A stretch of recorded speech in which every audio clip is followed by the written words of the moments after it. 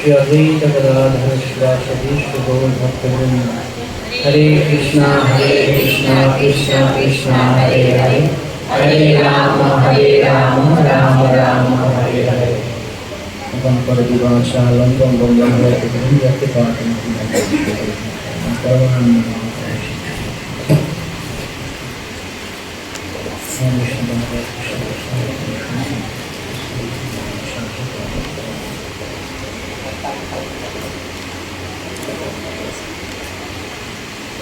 हरे कृष्ण।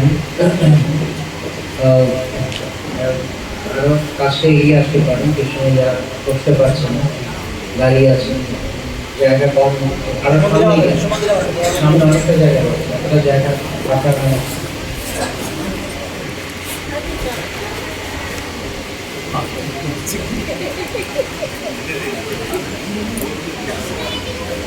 অনেক জায়গা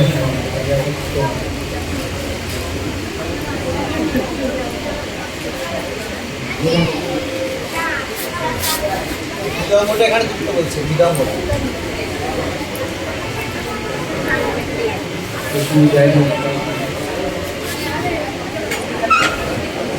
হরে কৃষ্ণ। সবাই নিরাপত্তা বজায় রাখবেন। হরে কৃষ্ণ। আর মোবাইল সাইলেন্ট করে দিন, সবাই মোবাইল সাইলেন্ট করে দিন। সামনে থেকে এগিয়েছি, আপনারা পেছনে যারা আসছেন এগিয়ে আসবেন। সামনে থেকে গিয়ে আপনাদের জায়গা করে দিয়েছে, জায়গা করে পেছন থেকে এগিয়ে আসবেন, বসতে পারছেন। কোনায় করে দাও।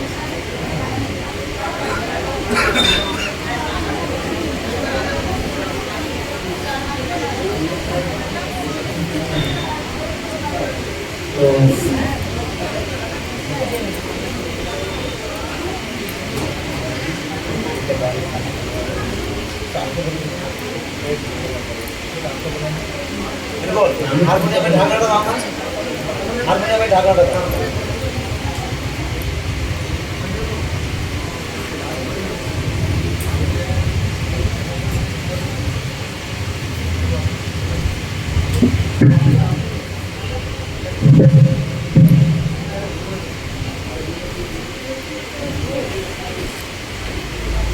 এখানে 180 জন আছেন।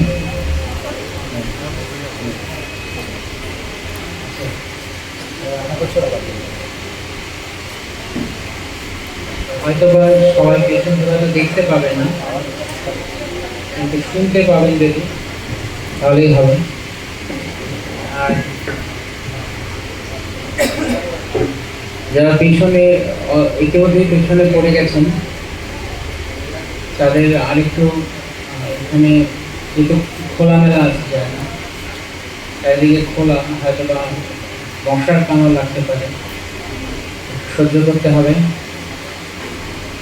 আর ঘুম পেতে পারে সারাদিনের পরিশ্রমের পর, সারাদিন পথে যাত্রা ছিল, তো পেছনে যদি ঘুম পায় তাহলে কি বলবো, আমাদের আর কিছু ব্যবস্থা নেই, এর মধ্যেই থাকতে হবে। তো ঘুম পেলে আপনি বড় পেছনে গিয়ে দাঁড়াতে পারেন। আর যারা পরে আসার জন্য পিছনে ইতিমধ্যেই পড়ে গেছেন, কিছু করার নেই। এখানে 7টা থেকে ভক্তরা বসতে শুরু করেছেন, 7:15-তে আমি এসে দেখছি আমারও জায়গা প্রায় কম। পরে আপনারা যারা পিছনে জায়গা কম হবে, এর মধ্যেই আমরা যতটা পারা গেছে শ্রী গোপীনাথের করুণা আশীর্বাদে এটাই সবচেয়ে উত্তম জায়গা হয়েছে। তো আমরা এখন যে স্থানে রয়েছি, কারা কারা এখানে প্রথমবার এসছেন? প্রথমবার এসছেন বলতে আমি বলছি এইবারই প্রথমবার এসছেন কারা? ও আচ্ছা, অধিকাংশ এইবারই প্রথমবার। তো এই রেমুনা হচ্ছে আমাদের যে সকালবেলা আমরা আলোচনা করছিলাম গৌরমণ্ডল ভূমির কথা। এই গৌরমণ্ডল ভূমির একটা প্রান্ত হচ্ছে রেমুনা।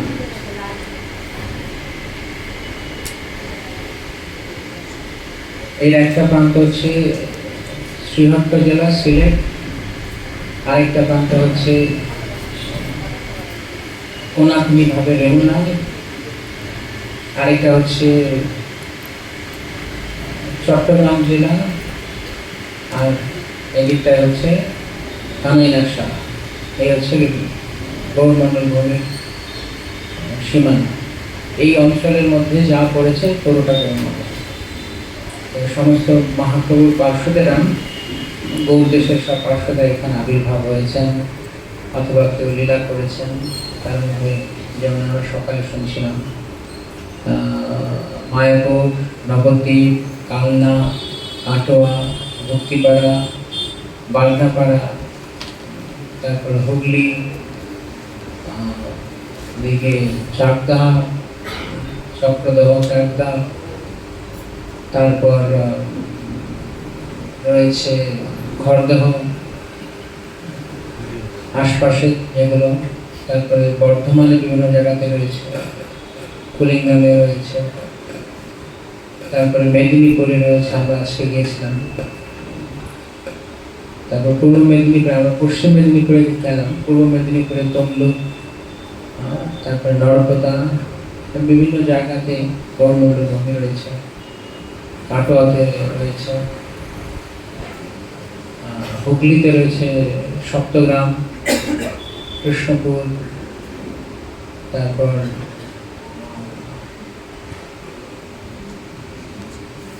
অনেক অনেক স্থানে এরকম প্রায় মাহেশ অনেক জায়গা বিস্তৃত করে গৌরমন্ডল ভূমি রয়েছে। এর শেষ সীমানা আছে এই রেমুনা। এরপরে যদি আরো যাওয়া যায় তাহলে সেটা ক্ষেত্রমন্ডল, সেটা উৎকল দেশের অন্তর্ভুক্ত। তো এইখানে আমরা আগামীকালকে শ্রীপাদ মাধবেন্দ্রপুরী এবং শ্রী বলদেব বিদ্যাভূষণ দাদের কথা শুনব। এখানে মাধবেন্দ্রপুরীপাদ এসেছিলেন। মাধবেন্দ্রপুরীপাদের আবির্ভাব শ্রীহট্ট জেলায়, বাংলাদেশে, বর্তমান বাংলাদেশ। পরবর্তীকালে উনি বৃন্দাবন ধামে ভজন করতেন। তখন শ্রী গোপীনাথ এখানে যখন তিনি আসেন, তখন এখানে গোপীনাথের সাথে ওনার যে লীলা হয় সেটা আমরা কালকে আলোচনা করব। তো এই জন্য এই স্থানে মাধবেন্দ্রপুরীপাদের জন্য বিখ্যাত। পাশে ওনার সমাধি মন্দির আছে, প্রভু কালকে আমাদেরকে নিয়ে যাবেন, সেখানে যাব। এবং শ্রী বলদেব বিদ্যাভূষণের স্থান রয়েছে।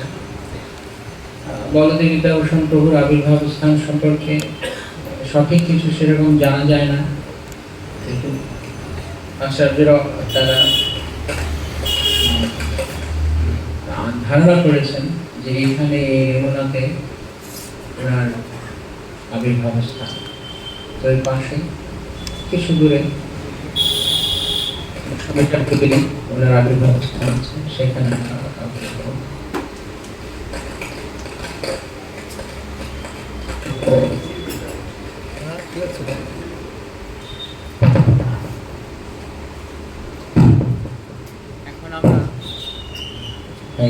এখন আমরা প্রভু একটু আগে যে ভজন গাইছিলেন সেই সম্পর্কে আমরা আলোচনা করব। তো শ্রী ভক্তিবিনোদ ঠাকুর তিনি তার যে সমস্ত গীতমালা, শরণাগতি, কল্যাণ, কল্পতরু, প্রার্থনা, এরকম বিভিন্ন ভজন লিখেছেন। প্রদ্রুমচন্দ্র ভজন উপদেশ। তার মধ্যে এই প্রার্থনা গীতির মধ্যে একটা ভজন হচ্ছে, তিনটে ভজন আছে ভক্তিনাথের। এটা প্রথম ভজন, এটা বিজ্ঞপ্তি ভজন। আমাদের যে প্রার্থনাগুলো আছে শাস্ত্রে, সেই সমস্ত প্রার্থনা আচার্যরা যে লিখেছেন পদবর্তা, প্রার্থনার বিভিন্ন ভাগে ভাগ করা যায়। কোনো প্রার্থনা আছে যেগুলো নিজের দীন অবস্থাকে ভগবানকে জানানো। কোনো প্রার্থনা আছে যেখানে ভগবানের প্রতি ভক্তের ভগবানের গুণ মহিমা বর্ণনা করে যে প্রার্থনাগুলো হয়। কোনো প্রার্থনা আছে যেখানে ভগবানের করুণা কটাক্ষ, করুণা দৃষ্টি আকর্ষণ করে প্রার্থনা হয়। কোনো প্রার্থনা আছে যেখানে ভক্ত তার সিদ্ধ দেহে ভগবানের সঙ্গে কি সেবা সম্পাদন করেন সেই বিষয়ে প্রার্থনা। তো তার মধ্যে একটা হচ্ছে বিজ্ঞপ্তি। বিজ্ঞপ্তি মানে হচ্ছে নিজের দুর্দশার কথা ভগবানকে জানানো, জানিয়ে ভগবানের কাছে তার কৃপা দৃষ্টি পরীক্ষা করো। তো এই ভজনে শ্রী ভক্তিবিনোদ ঠাকুর তিনি বলছেন, গোপীনাথ মম নিবেদন শোনো। হে গোপীনাথ, তুমি আমার প্রার্থনা, আমার নিবেদন গ্রহণ করো। তো আমরা এই জগতে অনেকেই প্রার্থনা বলতে, লোকের কাছে বিভিন্ন কিছু জানাতে, মনের কথা বলতে, এটাকে আমরা সচরাচর কথা শেয়ার করা, মনের কথা শেয়ার করি, কারোর সঙ্গে বলতে চাই হৃদয় খুলে যে আমার এই অবস্থা। তো বুদ্ধিমান ব্যক্তি তিনি যেখানে সেখানে মনের কথা খুলে বলেন না। মনের সুখ দুঃখ যা রয়েছে বা অনুভূতিগুলো যা রয়েছে তা তিনি এমন কারোর কাছে বলেন, এমন কারোর কাছে তিনি সেগুলো প্রকাশ করতে চান যিনি তার হৃদয়ের অবস্থাকে বুঝবেন। এই হল ঘরে যারা আছি আমরা, এমন কেউ নেই যে অস্বীকার করবে জীবনে একবার হলেও আপনি আপনার মুখ দিয়ে কথাটা উচ্চারণ করেছেন যে আমার মনের কথা কেউ বুঝলো না। আছেন এরকম? কেউ বলেননি কখনো কোনোদিন যে আমার মনের কথা কেউ বুঝলো না? কেউ নেই। সবাই একবার না একবার হলেও বলেছেন যে আমার মনের কথা কেউ বুঝলো না, আমার বুঝলো না। কিন্তু বেহায় আমরা এরকম, তারপরে গিয়ে আবারও সে মনের কথাই আবার বলবো, কেউ বুঝবে না। কিন্তু আবারও আমাদের সরম লজ্জা নেই, আবারও সে মনের কথা আপনাদের কাছে। তো কি হবে আপনার কথা কে বুঝবে? আমরা সবাই কার অংশ? হ্যাঁ, কৃষ্ণের অংশ।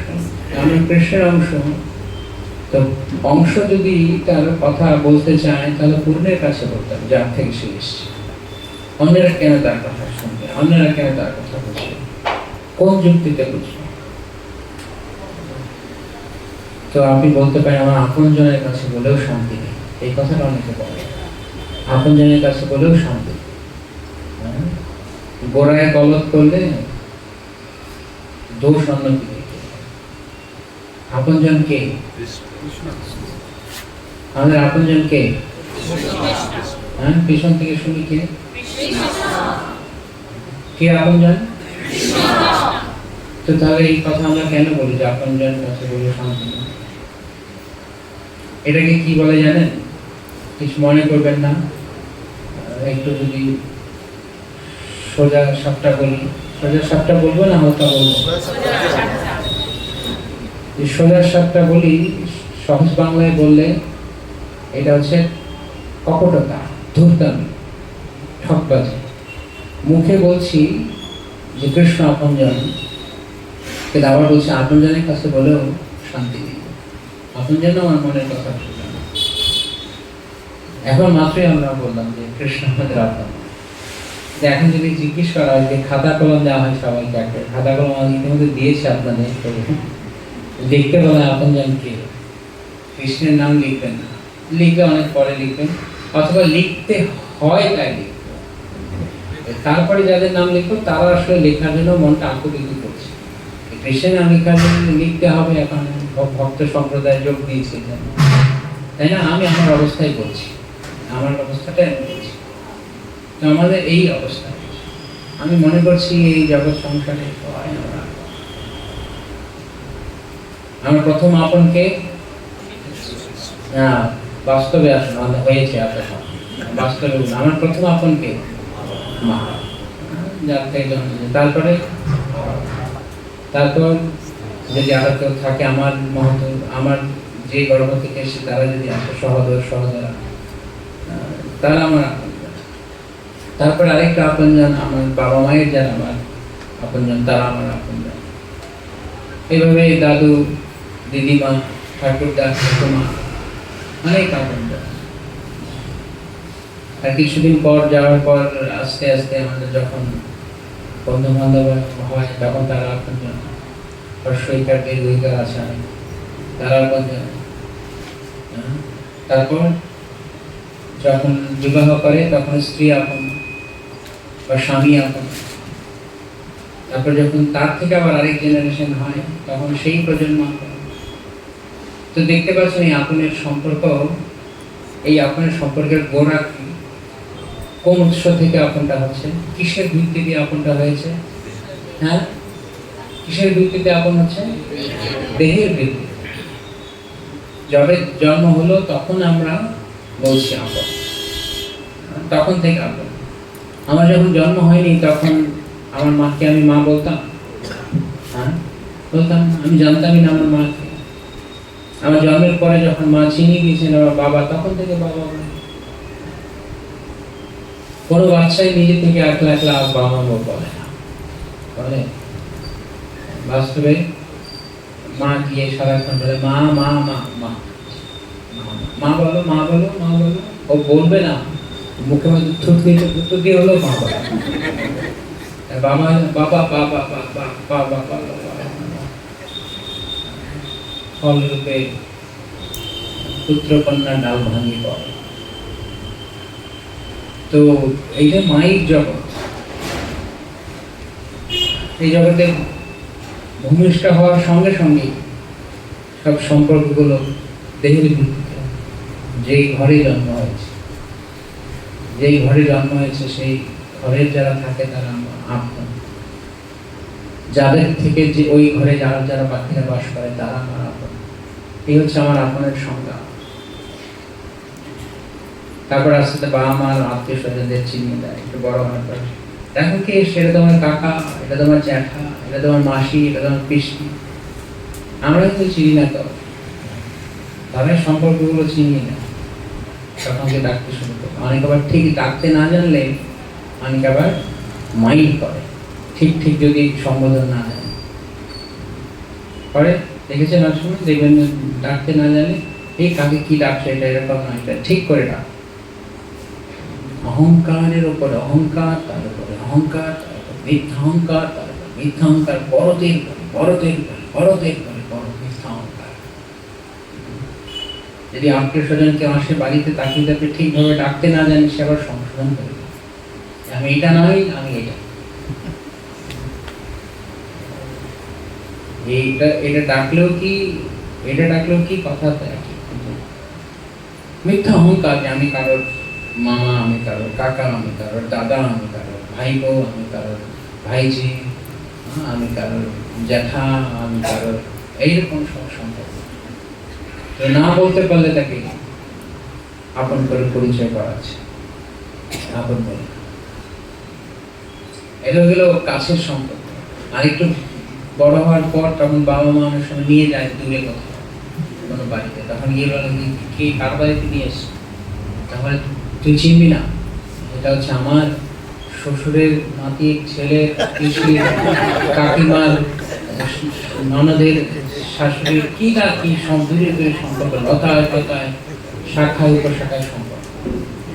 তো তখন সেই ছেলে বা সেই সন্তান সে মানে কি ডাকবে, তখন তাকে অনেক হিসাব নিকাশ করে দেখো সম্পর্ক অনেক দূরে, কিন্তু ডাকটা কাছে হবে, কারণ ডাকটা অত দূরের হয় না। যেমন বলেন আপনি আমার দূরের দূরের দূরের কাকা, কাকাই যত দূরেই হোক না। তো একটা সম্পূর্ণ মায়ার জাল। জাল দেখতে কিরকম দেখেছেন? জাল এরকম করে সাজানো থাকে একটার সঙ্গে আরেকটা, দূর থেকে একদম ছড়িয়ে রাখলে দেখতে বোঝা যাবে। এই জন্য সম্পর্কের যে মায়া জাল, এই জালের মধ্যে আমরা ফেসে গেছি। গলায় ফাঁস লেগে গেছে। যদি কখনো কোনো দড়ি কোথাও বাঁধা ছিল, যদি ঠিকভাবে টান না দিতে পারা গেছে, তাহলে গিট বেঁধে এমন অবস্থায় যেন বেরা হয়। তো যিনি সতর্ক নন, যিনি জগতে বুদ্ধিমান নন, তার কপালে দুঃখ আছে, তার মায়া ফাঁস লেগে যায়। এমন ভাবে ফাঁস লাগবে ওখান থেকে কানপি হতে পারছে। এখন যদি কোথাও না কোথাও কোনো দুঃখের কারণ, যদি বাবা মাও যদি কোনো কারণে না থাকা, তো কত হয়ে গেছে। তাহলে এই যে মায়ার জাল এত বিস্তৃত, যে অনেক দূরে চলে গেল ওখান থেকে, সারি তুই না অমুক, হ্যাঁ তুই না অমুকের অমুক, তুই তো আমার অমুকের অমুক, মানে দূরে পালালেও উপায় নেই। আমি যখন একটু আগে মন্দিরে ছিলাম, প্রশান্ত প্রভু সমাজের ওই পেছনটায় একটু আগে বসেছিলাম, তো ভাবছিলাম কিরকম কিরকম আমাদের জীবনের মধ্যে সম্পর্কগুলো এরকম জড়িয়েছে এত, যে পলাইবার পথ নাই, আত্মীয় স্বজন আছে পিছিয়ে, কোথাও যাওয়ার জায়গা নেই, সব জায়গাতে কেউ না কেউ রয়েছে। আমি ভাবছিলাম যে কৃষ্ণ কবে এমন দিন হবে যেদিন এই জগতে সবাই আমার আনজান হবে, কেউ আমাকে চিনবে না, আমি কাউকে চিনবে না। সত্যিকার অর্থে যে সম্পর্ক আমি কৃষ্ণের, এই সম্পর্ক কবে আমরা এই সম্পর্কের মধ্যে আসবো? যতদিন না এই সম্পর্কে কেউ বুঝতে পারছি আমরা, ততদিন পর্যন্ত আমরা এই জগতে ভবঘুরের মতো যা যাবারের মতো আমরা করতে থাকি। রাস্তা দেখছি কত লোক যাচ্ছে আছে, এদের যেমন জীবনের কোনো উদ্দেশ্য নেই, কি করছে তারা নিজেরাও জানে না। তা আমাদের প্রত্যেকের একই রকম অবস্থা, আমরা এইরকম হয়ে আছি।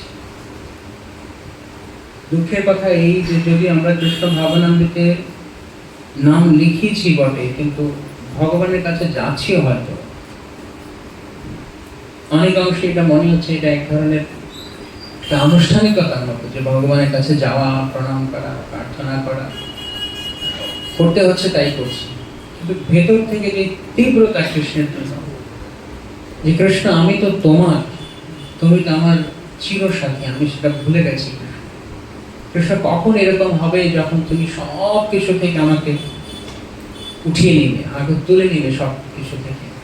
আমি আমার নিজের পায়ে নিজে বেরিয়ে পড়িয়েছি, আমি এই জগতে জন্মগ্রহণ করেছি বলেই আজকে আমার এত কিছু আত্মীয় স্বজন পরিজনের এত কিছু হয়েছে, এটা আমার দোষ হয়েছে। কৃষ্ণ এই ভজনের শেষে আছে আমি কি দোষে দোষী। ঠাকুর মহাশয় তিনি বিনয় করে এই কথা বলছেন, আমরা অন্য কোনো রকমের দোষ যদি নাও দেখি, কিন্তু আমরা একটা দোষ আমাদের রয়েছে, যে আমি এমন একটা কর্ম করেছি যেখানে আমাকে আবার জন্মগ্রহণ করতে হয়েছে, আবার এখানে এইসব সংসার পাতে হয়েছে। তো সত্যিকার অর্থে যদি কৃষ্ণের কৃপা আমরা অনুভব করি, কৃষ্ণ কৃপা যদি কাউকে বলি আমরা, সাধু সঙ্গ, কৃষ্ণ কৃপা, ভক্তির স্বভাব, এই তিনে সব ছাড়ায় পরে কৃষ্ণের ভাব। তো কৃষ্ণের প্রতি ভাব আসতে গেলে তিনটে জিনিস লাগবে: সাধু সঙ্গ, কৃষ্ণ কৃপা আর ভক্তির স্বভাব। শ্রী চৈতন্য চরিতামৃতে মধ্যলীলায় বলা হচ্ছে যে যদি যখন জীব প্রথম সাধু সঙ্গের পরশ পায়, তখন তার প্রথম কৃষ্ণ স্মৃতি জাগে। যেমন স্বরূপ গোস্বামী তিনি ভক্তির সঙ্গে সিন্ধুতে লিখছেন, যখন কারো স্মৃতি বিভ্রম হয়, ইংরেজিতে বলে অ্যামনেশিয়া, মানে স্মৃতিলোপ, স্মৃতি বিভ্রম মানে স্মৃতিলোপ, স্মৃতিলোপ পায়, তখন চিনতে পারে না কে তার আত্মীয়-স্বজন, কে তার আপনজন, জড়জাগতিক বিচার। তো আমাদের যিনি আপনজন, আমাদের এই চিন্ময় স্মৃতি লোপ হয়ে গেছে, আমাদের যে চিন্ময় স্মৃতি, কৃষ্ণ স্মৃতি, সেটা লোপ পেয়ে গেছে। তো প্রথম সংযোগ হচ্ছে সাধু সঙ্গ। যখন সাধুরা আমাদের জীবনে আসেন, তখন তারা আমাদেরকে প্রথমে কৃষ্ণকে চেনেন, যে হারে ভবঘুরে মূর্খরে, এই সম্পর্কে এই জগতে কেউ তোমার না, তুমি কেবলই কৃষ্ণ। তো সঙ্গে শুনতে শুনতে সাধু সঙ্গ মানে সাধু সঙ্গে শ্রবণ করা, সাধু সঙ্গ মানে একসঙ্গে 10 জন সাধু, 10 জন ভক্তেরা মিলে বসে একসঙ্গে আড্ডা দেওয়া, প্রয়োজন প্রকারকে সাধু সঙ্গ বলে। যেখানে কৃষ্ণ বার্তা নেই সেটা সাধু সঙ্গ। তো সাধু সঙ্গে যখন আমরা যাই, তখন আমরা তাদের কাছে শুনি যে আসলে আমার প্রকৃত পরিচয় কি, আমি আসলে কার। একটা ছেলে জন্মের পর থেকে তার বাবা মাকে কখনো দেখেন, কোনোভাবে পিতামাতা পরিত্যক্ত ছিল, এদিক ওদিক ঘুরতে ঘুরতে কোনো একজন তাকে তুলে নিয়েছে, নিয়ে তাকে মানুষ করেছে, সে তাকেই বাবা মা বলে ডাকে, তাদেরকে বাবা মাটা করে হয়। কিন্তু যখন বড় হয়েছে, তখন ধীরে ধীরে বাকি ও যারা পরিচিত, তারা অনেকদিন পরে জেনেছে যখন কোত্থেকে শিখিল, তখন আরে এটা তো তোমার বাবা মা, আসল বাবা মা নয়। তখন তার জন্য মানতে অনেক কষ্ট হয়, কারণ সে জন্ম থেকেই, ছোট থেকে তাকে বাবা মা ডেকে এসে। তো আমাদের অবস্থা হয়েছে যে আমরা এটা তো এক জন্মের কথা, এক জন্মে কয়েক বছরে বাবা মা ডেকেছে বলে অন্য কাউকে বাবা মা বলে মানতে পারছে না। তা আমরা যে কত কত কত কত জন্ম ধরে আমরা কৃষ্ণকে ভুলে আছি, কত জন্ম ধরে আমাদের আসল পিতা কৃষ্ণকে ভুলে গেছি, আসল মা কৃষ্ণকে ভুলে গেছি, তার কোনো ইয়ত্তা নেই। শরণার্থীর কাল ধরে আমরা কৃষ্ণ ভুলে বসে আছি। তাই কোনো ভাগ্যক্রমে যদি সাধুসঙ্গ পায়, কোনো ভাগ্য যদি কারো হয়, সাধুসঙ্গ যদি পায়, সাধু বৈদ্য যদি পায়, তখন তার এই সংসারের প্রতি বৈরাগ্য জাগার সুযোগ হয়। তখন তিনি আমাদেরকে কৃষ্ণ চেনেন, তখন বোঝান যে তোমার পরম আত্মীয় হচ্ছেন কৃষ্ণ, আর আমরা সেটাকে নিতে পারি না। প্রথমে তাদের কাছ থেকে শুনলে আমরা সেটাকে গ্রহণ করতে পারি না, কেননা বহুদিন ধরে আমরা অন্য কিছুতে অভ্যস্ত হয়ে আছি। কিন্তু সেই জন্য নিরন্তর শ্রবণ, সব সময় শুনতে। আর সেই শ্রবণটা কিরকম শ্রবণ? প্রভুপাদ বলেছেন, faithful and submissive oral reception, অর্থাৎ বিশ্বাস সহকারে, শ্রদ্ধা সহকারে, বিনম্র চিত্তে শ্রবণ করা। শ্রদ্ধা মানে বিশ্বাস, আর বিনম্রতা সহকারে। এই দুটো যদি না থাকে তাহলে শুধু শুনলে না, কি বলছেন আমাদের গুরু বৈষ্ণব আচার্যগণ, তারা কি বলছেন তা শুনতে হবে, শ্রদ্ধা সহকারে শুনতে হবে। তারা যা বলছেন তাই ঠিক, আমি যা বুঝি তা ভুল। তারা যা বলছেন তাই ঠিক। যেদিন পর্যন্ত আমাদের জীবনে এই স্থিতি না আসবে যে সাধু বৈষ্ণবেরা যা বলেন তা ঠিক, আমি ভুল, আমি 100% ভুল, তার 100% ঠিক, কৃষ্ণ ভাবনামৃতি থেকে, ততদিন পর্যন্ত আমাদের কল্যাণের কোনো সম্ভাবনা নেই। তো তারা যখন বলতে থাকেন, আমরা যখন শ্রদ্ধা সহকারে তাদের কাছ থেকে শুনতে থাকি, বিশ্বাস সহকারে শুনতে থাকি, এবং তার বাস্তবিক কার্যে নির্বাহ করি, তখন আমাদের কৃষ্ণ কৃপা আমরা আকর্ষণ করি। সাধুসঙ্গ তো হলো, কিন্তু সাধুসঙ্গে যা পাওয়ার তা পেলাম, কিন্তু কৃষ্ণের কৃপা আকর্ষণ করতে হবে। কারণ চরমে এই জড় জগৎ থেকে উদ্ধারকারী হচ্ছেন কৃষ্ণ, মুক্তিদাতা মুকুন্দ, আর কেউ। তো কৃষ্ণ আমাদেরকে কৃপা করতে হবে। তো কৃষ্ণ কৃপার যে প্রথম সংস্পর্শ বা যে প্রথম একটা প্রকাশ, বা আমরা যদি আমাদের ব্যবহারিক ভাষায় বলি, প্রথম কিস্তি, ফার্স্ট ইনস্টলমেন্ট হচ্ছে সাধু সঙ্গ। যখন কৃষ্ণ কৃপা করবেন তার প্রথম কিস্তি হচ্ছে তিনি আমাদেরকে সাধু সঙ্গ পাঠাবেন, যিনি আমাদেরকে সংযোগ স্থাপন করেন। ঠিক যেমন ধ্রুব মহারাজ, ধ্রুব জানতেন না যে আমার কি হবে, আমি কোথায় যাব, আমি কি করব। মা বলেছেন বনে যাও, বনে গিয়ে হরি ভজন করো।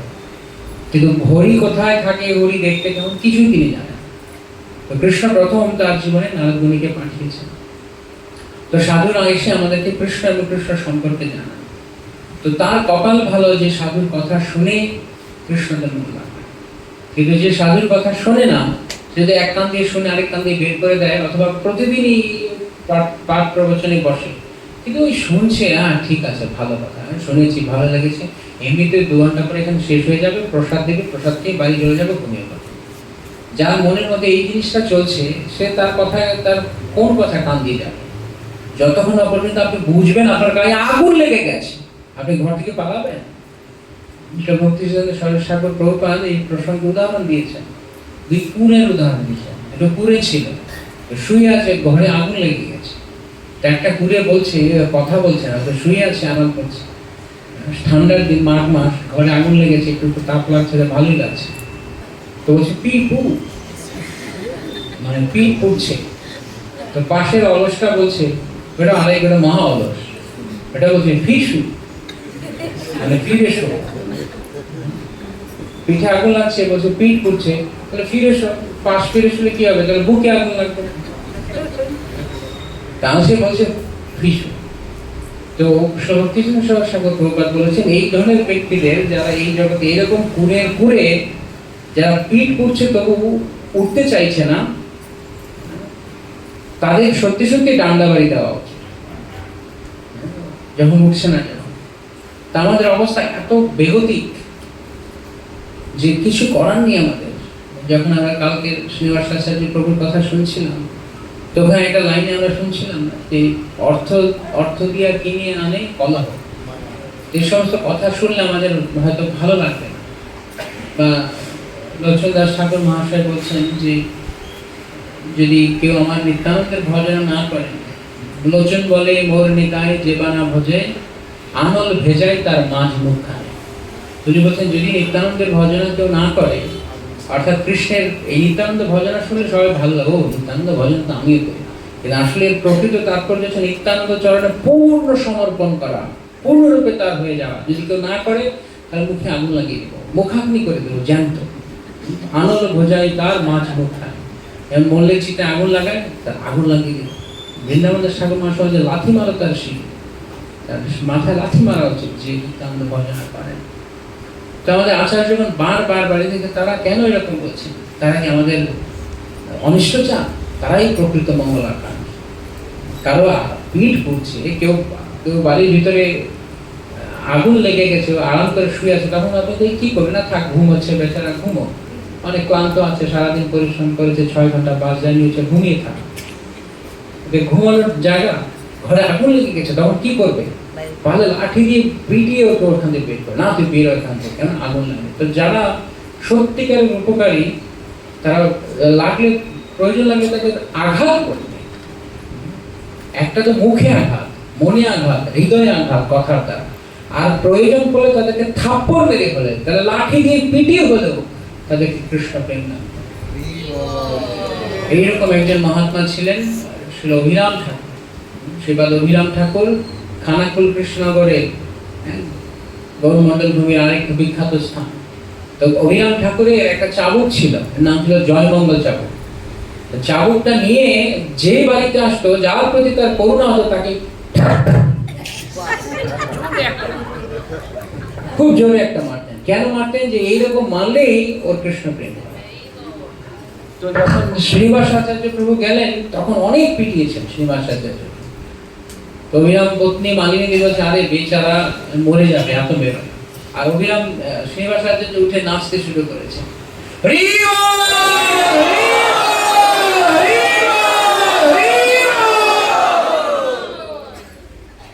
কেননা সেই চাবুকের ঘাতে কৃষ্ণ প্রেম। তো মাঝে মধ্যে আমার দুঃখ লাগে যে এত কষ্ট করে যখন ভগবত প্রেম হয় না, একটা এই চাবুকটা যে এখন অ্যাভেলেবল হতো, তাহলে তো আমরা চলে যেতাম কৃষ্ণ খানাকুল কৃষ্ণ।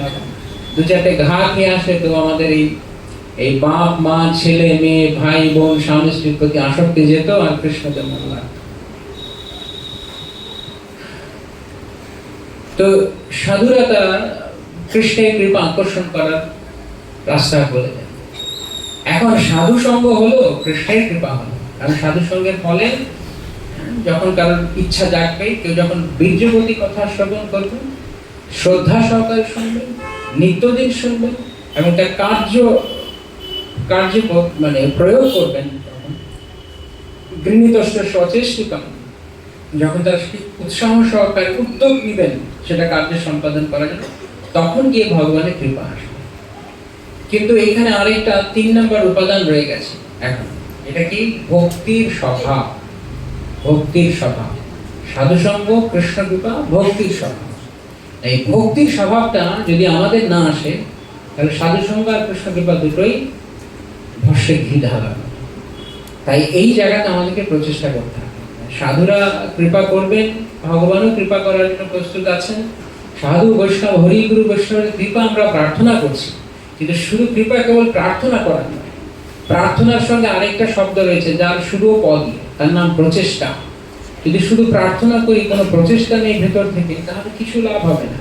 তাই প্রার্থনা, প্রচেষ্টা, প্রার্থনা, প্রচেষ্টা। প্রার্থনা করে আসতে হবে এমন ভাবে, কৃষ্ণ আমার মতো অসহায়, আমার মতো দুর্বল আর কেউ নেই, আমি সব চাইতে পতিত কৃষ্ণ, আমার গায়ে এতটুকু বল নেই যে আমি কিছু করতে পারি। এইভাবে প্রার্থনা করতে হবে, কিন্তু প্রচেষ্টার সময় এমন ভাবে করতে হবে যে আমাকেই করতে হবে সবকিছু। তাই প্রার্থনা করে আসবো আমরা ভগবানের কাছ থেকে, আমরা প্রার্থনা মতো করি ভগবানের কাছে, হয়তো হাত জোর করে কিছু বলি। আমি ভাবছিলাম আজকে যে কত পরিমাণ নেকি আমি কৃষ্ণের সামনে গিয়ে দাঁড়ালাম, হয়তো বা দণ্ডবত প্রণাম করলাম, হাত জোর করলাম, মুখে মুখে কিছু বিরুদ্ধে বললাম, অথবা মনে কিছু বললাম, কিন্তু অথবা কখন কিছু বলি না, এমনি দাঁড়িয়ে থাকি, কিন্তু মনে মনে ভাবছি আমি তো একটা পূর্ণ কাজ করে নিলাম, দণ্ডবত প্রণাম তো করেছি, ধামে পেরেছি, ভঙ্গি বাক্সে প্রণামে তো দিয়েছি, ভালো কাজ করেছি, হয়ে গেছে, আমার কৃপা আকর্ষণ হয়ে যাবে, আমার এই 2-4 উদ্যোগে কৃপা আকর্ষণ হয়ে যাবে। হ্যাঁ, কোটি কোটি কোটি কোটি কাল ধরে আমরা এই মায়ার বন্ধনে কখনো কবু স্বর্গে, কবু নরকে, কত ভাবে আমরা যন্ত্রণা পাচ্ছি, কষ্ট পাচ্ছি, আর 2-4 বার দণ্ডবত প্রণাম করে আমরা ভগবানের কাছে ফিরে যাব, সেই আশা করছি। আমি জানি না, হয়তো সেই আশা কয়জন করছি আমরা। করতে হয়, এসছি মন্দিরে ভগবানের কাছে, করছি। না করলে কেমন দেখা যায়, সবাই করে যদি আমি না করি, এটা কেমন একটা লাগছে দেখতে, সেজন্য করছি। কিন্তু ভেতর থেকে যে চাওয়া, যে কৃষ্ণ আমি তোমাদের কাছে যেতে চাই কৃষ্ণ, এইটা কোথায়? এইটা সবচেয়ে শক্তিশালী উপাদান। এই ভেতরের তীব্রতা, ভেতরের লালসা, তীব্র লালসা যদি না হয়, তাহলে উপরে যতই আমাদের বডি ল্যাঙ্গুয়েজ যাই থাক না কেন, কি না হবে? সেটা পাগল হওয়া, কৃষ্ণের জন্য পাগল হওয়া, কৃষ্ণের কাছে যাওয়ার জন্য পাগল হওয়া, নিজের এই জগতে থাকা অবস্থা নিজের দুর্দশাকে বোঝা যে আমি কত দুঃখে আছি, এখানে কত দুঃখে আছি, আমি বুঝতে পারছি না কি দুঃখে আছি, কিন্তু সাধুরা বোঝাচ্ছেন তুমি কৃষ্ণ ভুলে গেছো, তুমি তোমার দুর্দশার আগুনে জ্বলছো, তুমি একবার বুঝতে পারছো না। এইখানে সুখ পাওয়ার চেষ্টা করছো, মনে করছো খুব মিষ্টি লাগছে এখানে। ইক্ষুদণ্ড ভাবি কাঠ চুষিলে মন, কেমনে পাইবি মিট। সৌরভের আসে পলাশ শুকিলি, নাসাতে বসিল কীট। কিভাবে আমরা মিষ্টি পাবো? আমরা মনে করছি ইক্ষুদণ্ড, কিন্তু এই সংসার, আত্মীয় স্বজন, পরিবার পরিজন, এই জড় জগৎ, মান যশ প্রতিষ্ঠা, সমাজের পদমর্যাদা, এইগুলো আমরা মনে করছি এগুলো মিষ্টি বস্তু, কিন্তু এগুলো সব কাঠ, শুকনো কাঠ। তাই শুকনো কাঠ আপনি যতই চিবোতে থাকুন না কেন, চুষতে থাকুন না কেন, এখান থেকে কিছুই পাবেন না। কেমনে পাইবি মিট। আর মনে হয় এই জগৎ সংসারে যত লোকজন আছে সবাই আমার আপন, তাদের সবার সৌরভ নেই, তাদের সঙ্গের সৌরভ আমি নেই, কিন্তু সেই সৌরভে কেবল পলাশ ফুলের মতো, পলাশে কোনো গন্ধ থাকে না, শুধু টান দিলেই আপনার নাকের মধ্যে কি ঢুকবে। এই হচ্ছে আমাদের অবস্থা। হার বলিয়া গলায় করিলি মন, সমন কিঙ্কর সাপ। শীতল বলিয়া আগুন পোহাইলি মন, পাইলি বজ্রতা। সব কিছু উল্টো, এখানে সমস্ত কিছু উল্টো। যা যা করছি তা সব কিছু, যাকে শীতল মনে করছি তা আসলে আগুন। কারণ এখানে এই মাথা থেকে ওই মাথা, ওই মাথা থেকে এই মাথা, কেউ একজন হাত তুলে বলুন বা বুকে হাত দিয়ে বলুন যে এইখানে যত সম্পর্ক আছে আমার সবচেয়ে আপন জান, সবচেয়ে ভালোবাসার মানুষ, আমি 100% সুখী তাদের নিয়ে। 100%, 99 হলেও হাত তুলবেন না। 100% সুখী কারা? কোনো অভিযোগ নেই, কারোর প্রতি কিচ্ছু নেই, সবাই আমাকে বোঝে বা সেই ব্যক্তি আমাকে বোঝে, আমি একদম পুরোপুরি সুখী। সত্যি সত্যি ভগবান এখানে আছেন, যদি থাকে তো বুকে হাত দিয়ে বলুন কেউ আছে।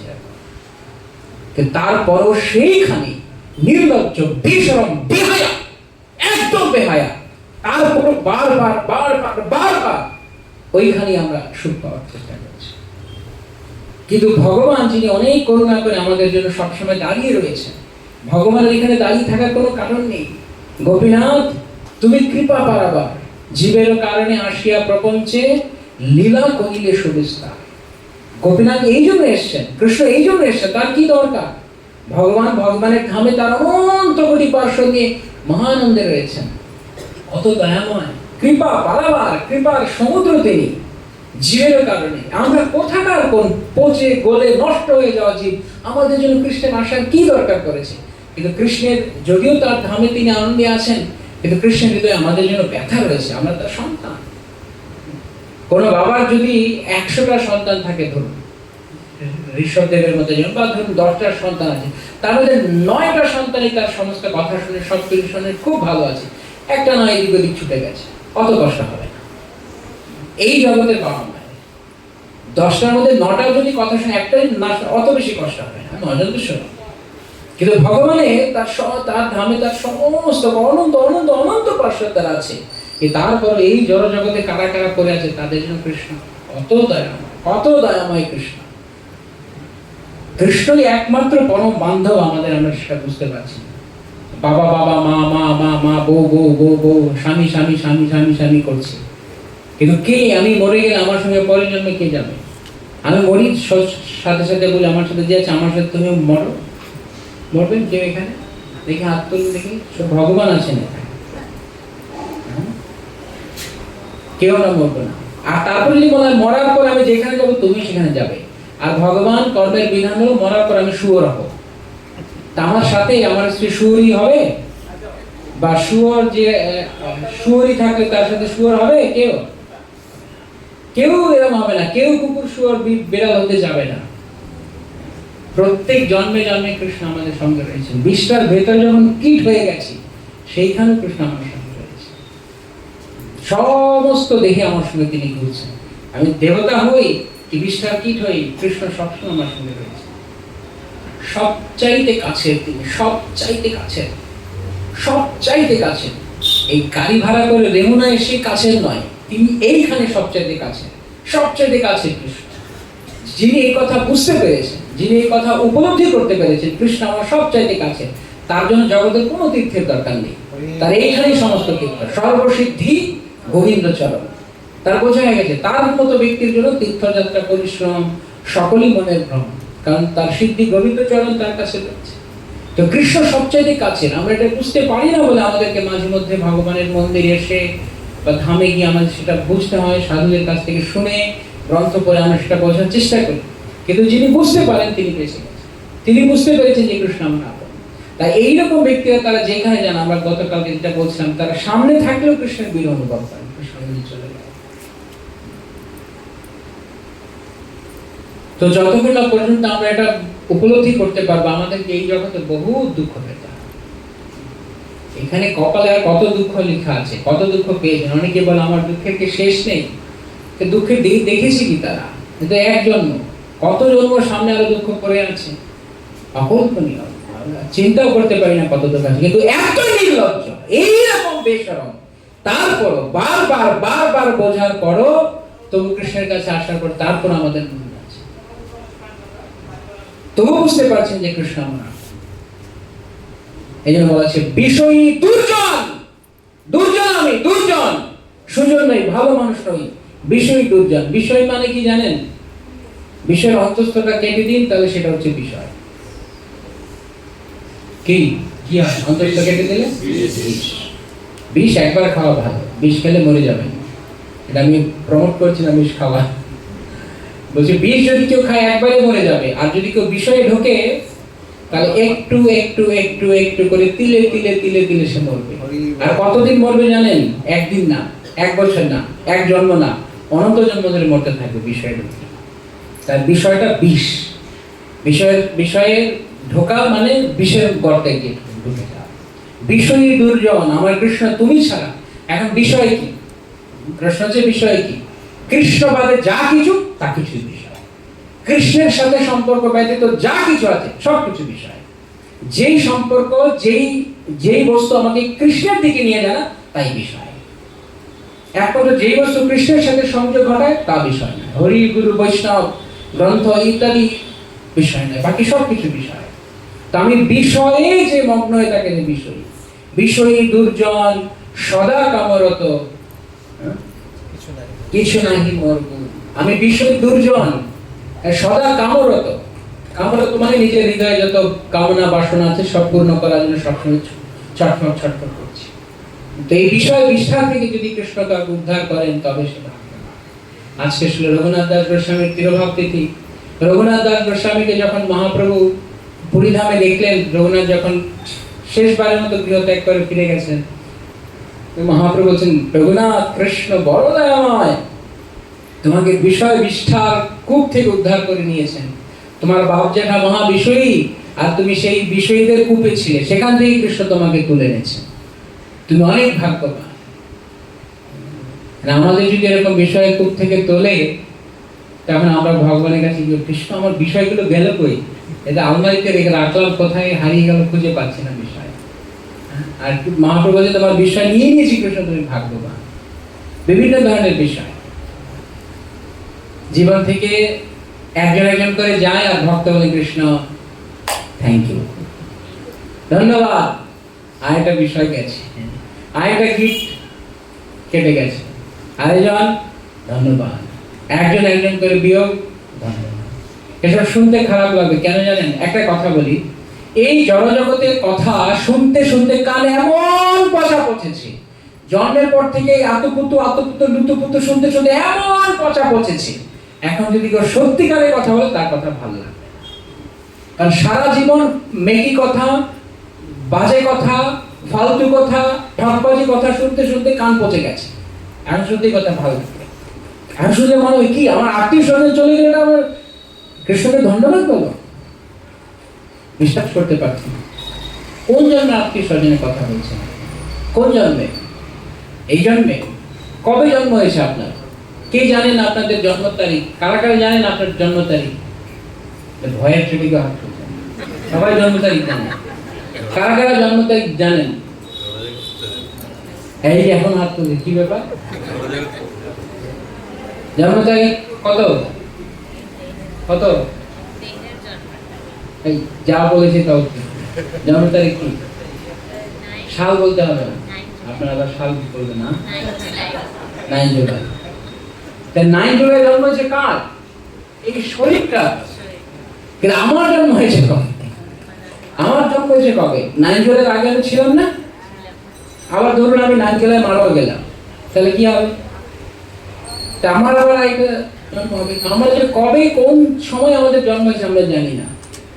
অনাদিকাল থেকে, যেটা আমাদের শুরুতেই বলেন, কবে আমার জন্ম হয়েছে জানি না। শরণাতীতকাল, অনাদিকাল ধরে আমি রয়েছি।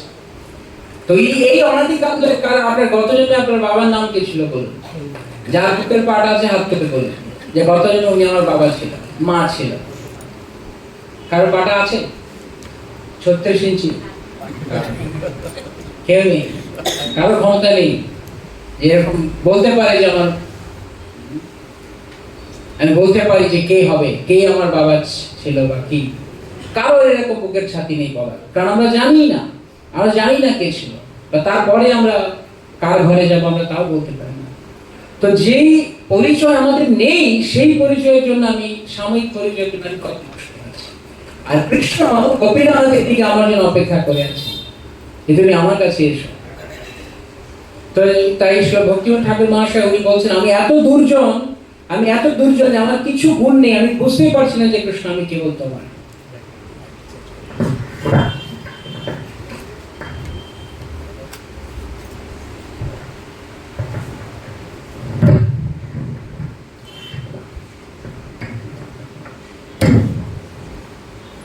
গোপীনাথ আমার ভরসা তুমি। তারপর উনি বলছেন, আমার ভরসা তুমি গোপীনাথ, তোমার চরণে লইলু শরণ, তোমার কিঙ্কর আমি। এখন আমার এই অবস্থা গোপীনাথ, এই যে আমরা যেরকম অবস্থা এখন দেখছি আমাদের, আমি ভাবছি যে মাঝে মধ্যে একটা কথা আমরা বলি যে আমরা কোনো কুল দেখতে পাচ্ছি, কুল কিনারা কিছু খুঁজে পাচ্ছি না, কি করে? তো কুল কিনারা কিছু খুঁজে পাচ্ছি। এখন আমার কোনো ভরসা নেই, আমি কিছু বুঝতে পারছি না আমার কি করব। কারণ আমি এমন ভাবে এই সংসার বন্ধনে জড়িয়েছি যে এক ধরনের বলতে গেলে অসহায়, আমার হাত পা বাঁধা। কারণ আমি যে এখানে এসে পড়েছি, যেমন ভগবদ্গীতা, যে জীব অসহায় ভাবে প্রকৃতির কাছে আত্মসমর্পণ করে। তো আমরা অসহায় ভাবে প্রকৃতির বশে আমরা রয়েছি। আমি অসহায়, আমার কোনো উপায় নেই গোপীনাথ, তাই এখন তুমিই ভরসা। তোমার চরণে লইলু শরণ, তোমার কিঙ্কর আমি।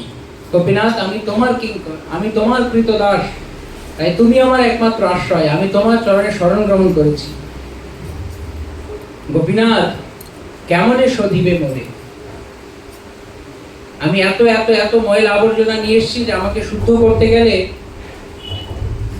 এটা ধুলোবালি নয় যে ঝাড়ু দিলে পরিষ্কার হয়ে যাবে, কিংবা কাদা নয় যে মুছলে বা জোরে জল ঝাপটা দিলে পরিষ্কার হয়ে যায়। কংক্রিটের মতো জমে গেছে, একদম সলিড কংক্রিট হয়ে গেছে। দেখার সময় যেমন কেউ ছাদ ভাঙে, খেয়াল করেছেন ছাদ ভাঙার জন্য একটা ব্যবহার করে, বড় হাতে। এখনকার দিন আর এর ব্যবহার এখন দিন সরাসরি জেসিবি। তো এমন ভেতরে এমন অনর্থ জমেছে, এটা এই জেসিবি মেশিন ছাড়া উপায় নেই আমাদের, এছাড়া ভাঙবে না, বুলডোজার লাগবে। তো একমাত্র যে শক্তিশালী বুলডোজার কৃষ্ণ। তো ভক্তিমোহন ঠাকুর মহাশয় বলছেন, কেমনে শোধিবে মোরে, না জানি ভক্তি কর্মে জড়মতি। ভক্তি তো নেই, ভক্তি তো জানি না, ভক্তির কোনো অঙ্গ বুঝিও না। কর্মে যা কর্ম করতে যাচ্ছি তার মধ্যে জড়মতি, কোনো কর্মের মধ্যে কোনো কর্ম তোমাকে কেন্দ্র করে করবো তা আসছে না। সব কিছুর মধ্যে আমার জড় ভাবনা, জড় বুদ্ধি, আমি কিভাবে ভোগ করবো। পড়েছি সংসার ঘুরে, আমরা এখন যে সংসারে পড়েছি সেটা আমাদের কর্ম পেরে। এখন সময় আছে, এখনো যদি আমরা বুঝতে পারি, যদি এই জীবনটা আমরা কৃষ্ণের জন্য সমর্পণ করি, তাহলে আর কোনো জন্মে আমাদেরকে এরকম কর্ম ঘুরে, আমাদের কর্ম ফেরে আমাদের কার ঘুরতে হবে না। গোপীনাথ সকলই তোমার মায়া, নাহি মম বল জ্ঞান সুনির্মল, স্বাধীন নহে কায়া। হে গোপীনাথ, এই সব কিছু তোমার মায়া। এই জগৎ সংসারে এই যে একটু আগে আমরা যে মায়ার কথা বলছি, এটা কার মায়া? কৃষ্ণের মায়া শক্তি। এখন কৃষ্ণের মায়া শক্তি দুই প্রকার, একটা হচ্ছে যোগ মায়া আর একটা হচ্ছে মহামায়া। তো যোগ মায়া আমাদেরকে কৃষ্ণের সঙ্গে যুক্ত করে, আর মহামায়া আমাদেরকে এর মধ্যে আবদ্ধ করে রাখে। একই ব্যক্তি কিন্তু দুইবার দুই সময়ে দুই ধরনের কাজ করে। তো আমরা এইখানে যে পড়ে আমাদের এখন কৃষ্ণ ভুলে আছি, কৃষ্ণ বিস্মিত হয়ে আছি, এইটিও ভগবানের মায়া শক্তির কাজ। এখন আমরা বলতে পারি কৃষ্ণ আমাদের কেন এরকম করবে। যেমন অনেক সময় এরকম কখনো কখনো মনে হয় যে কৃষ্ণ এত মায়া দিয়েছে, মায়াটা তুলে নিলেই তো আমি বেঁচে যাই। মানে ভাও খাওয়া আর কি, পাতি বাংলায়। আমি কিছু কাজ করবো না, কৃষ্ণের জন্য ভাও কিছু খেতে দেয়, খেয়ে আমি এমনি উদ্ধার হয়ে যাবো। এটা হবে না। কৃষ্ণ তার মায়া শক্তি রাখবেন আমাকে পরীক্ষা করার জন্য। কারণ আমি যদি এখান থেকে কৃষ্ণকে ভালোবেসে না যাই, তাহলে এইখানে এই জগতে ভালোবাসাগুলো কিরকম আমাদের। আমরা এই জগতে যখন কাউকে ভালোবাসি, কিরকম ভালোবাসি? নিঃস্বার্থ না স্বার্থপর? স্বার্থপর না নিঃস্বার্থপর? স্বার্থপর না? হ্যাঁ, যখন যদি ভালোবাসার মানুষ একটু এদিক ওদিক ব্যবহার করে,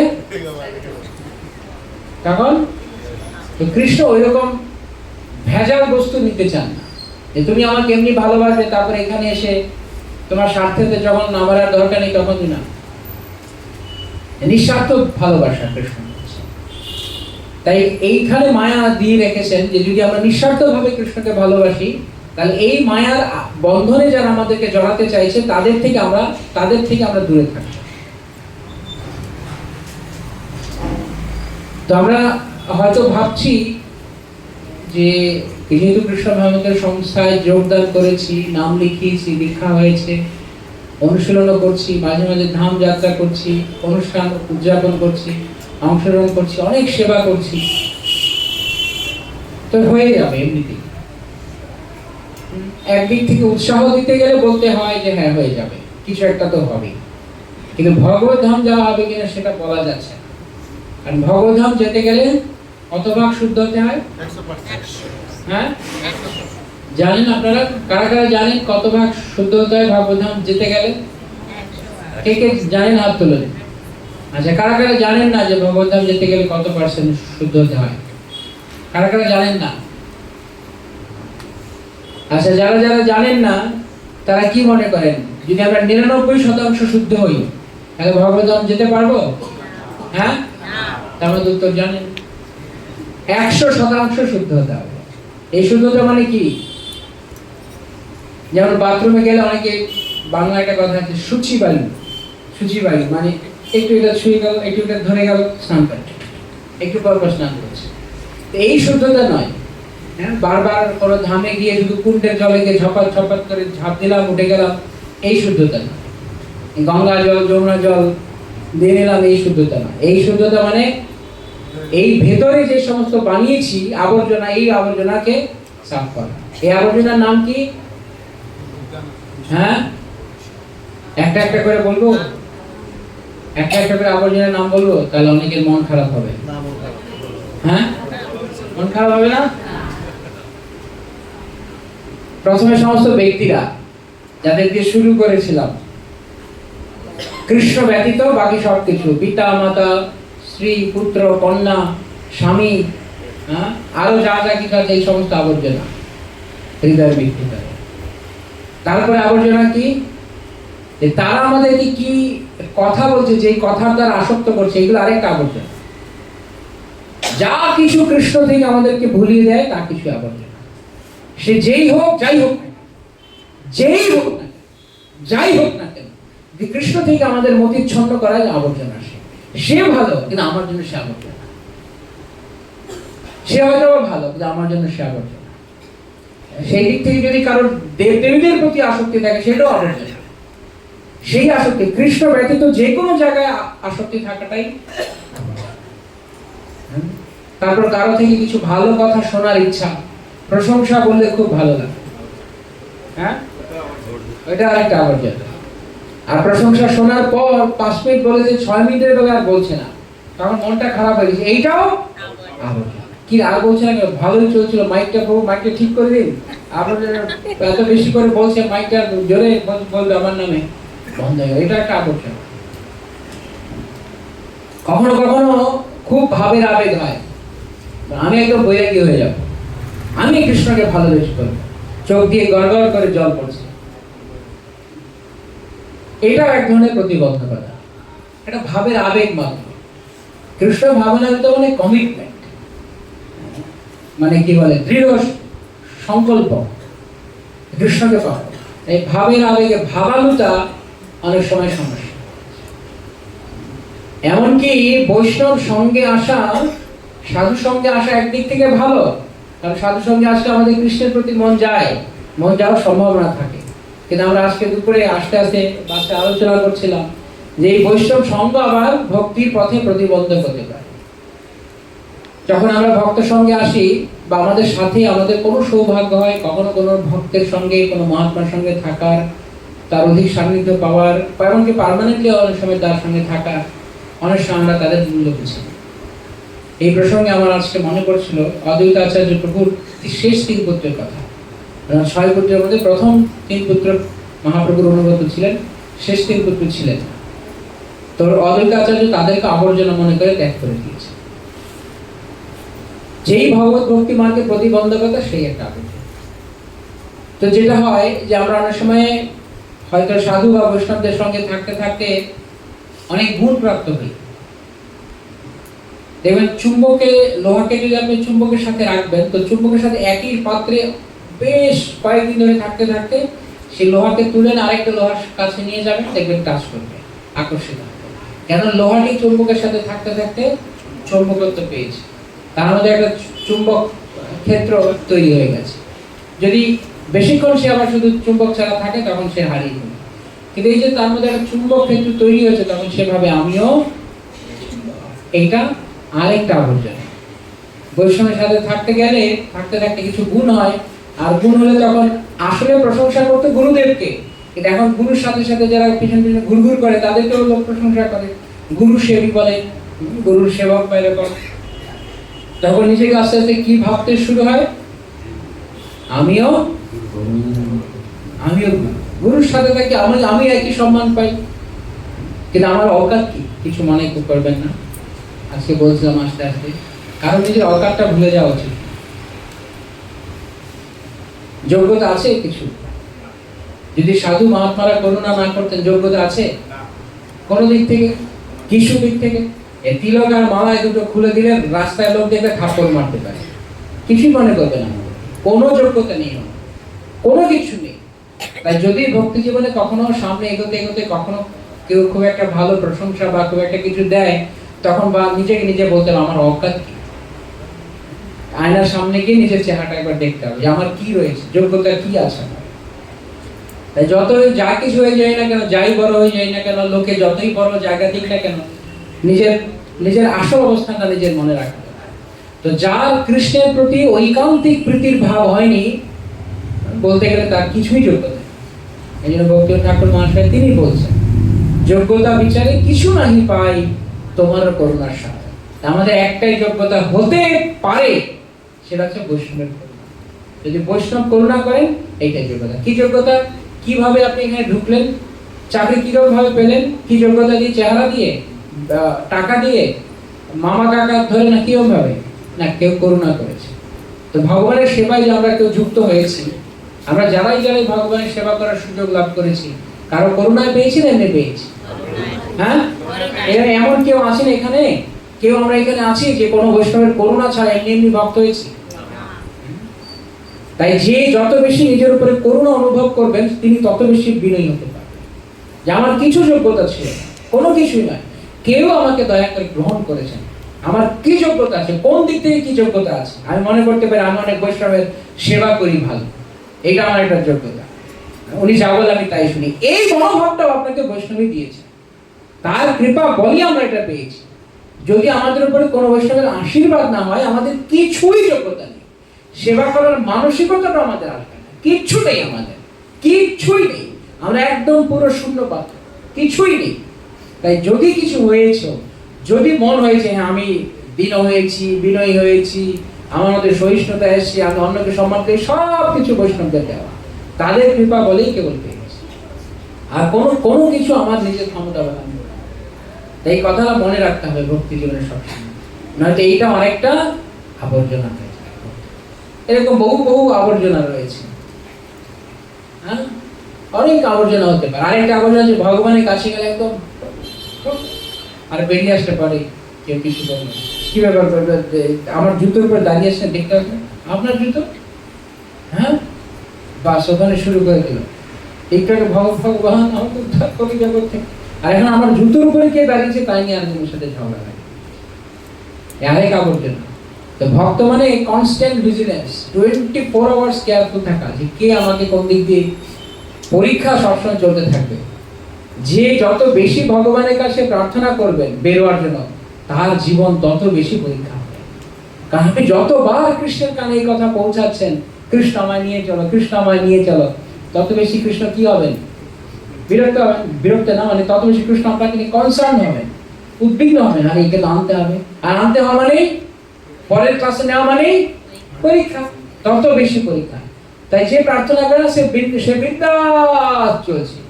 এই কি রে, ভক্তরা তো কি আত্মঘাতী করে, কি আকুলতা আছে, আমি তো ভালোই আছি, হয়তো প্রার্থনাই করে না, করে কোনোদিন বোঝেই না যে আমার কি হাল হয়েছে।